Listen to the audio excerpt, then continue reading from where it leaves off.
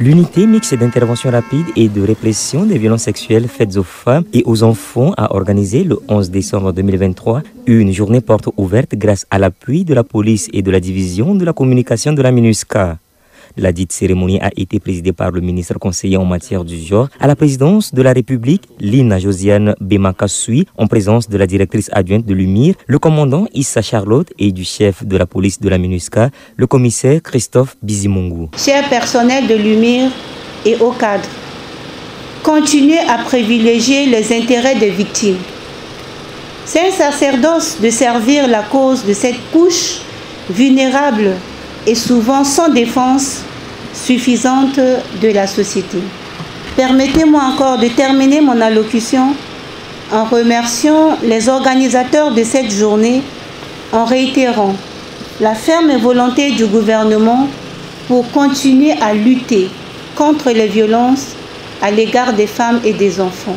La directrice adjointe de l'UMIR fait le bilan de ses activités d'enquête et d'investigation. Dans sa mission d'enquête et d'investigation, l'UMIR a enregistré plus de 1500 plaintes, dont 60% des cas de violences basées sur le genre, 40% des violences sexuelles, y compris les cas de violences sexuelles liées au conflit. Plus de 3500 procès-verbaux ont été communiqués au parquet de Bangui, Bimbo, Mbaïki, Kakabandoro, Bossongwa et autres.